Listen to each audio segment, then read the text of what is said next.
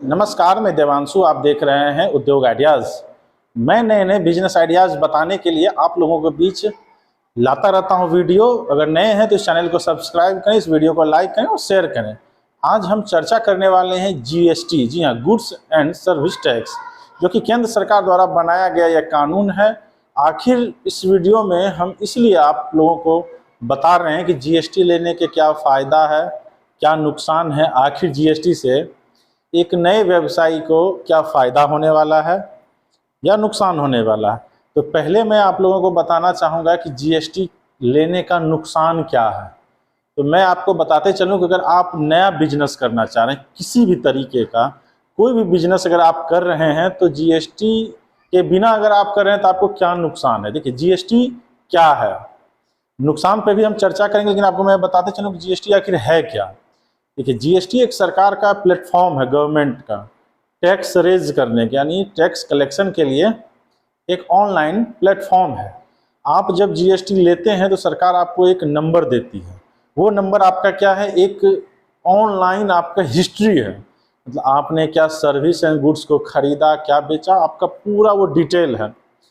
GST लेने का यही फायदा है कि आपका रिकॉर्ड पूरा मेंटेन होते चला जाता है।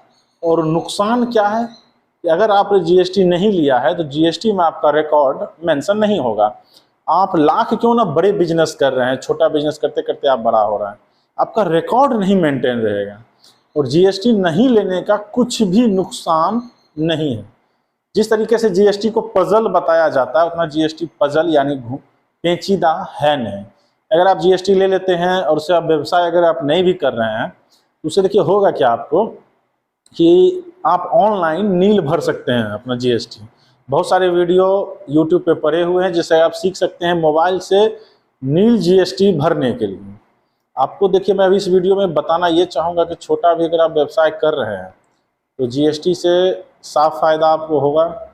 फ़ायदा यह होगा कि आपका हिस्ट्री क्रिएट होगा, और हिस्ट्री इस प्रकार से क्रिएट होगा कि लोग, आप छोटा भी व्यवसाय अगर कर रहे हैं तो क्या होगा कि आप बड़े बड़े फर्म को अगर सप्लाई दे रहे हैं, कहीं से भी अगर आप प्रोडक्ट को खरीद रहे हैं, उस प्रोडक्ट को खरीदने में आपको जीएसटी नंबर जब आप यूज करते हैं तो आपको जीएसटी लग कर ही वो माल आपके पास आता है। तो कहानी यहाँ यह है कि जीएसटी का रिकॉर्ड पूरा आपका मेंटेन होते चला जाएगा, और उससे होगा क्या कि आपका पूरा हिस्ट्री, मतलब आपने जब से बिजनेस शुरू किया और जब आप बिजनेस में परफॉर्म कर रहे हैं, तो हो सकता है आपका ट्रांजेक्शन बढ़ रहा होगा। सोच लीजिए कि ये टी शर्ट है, अगर ये टी शर्ट 100 रुपये की है और इस पर 18% जीएसटी है, तो इसका 118 रुपया हुआ जहाँ ये मैन्युफैक्चर हुआ।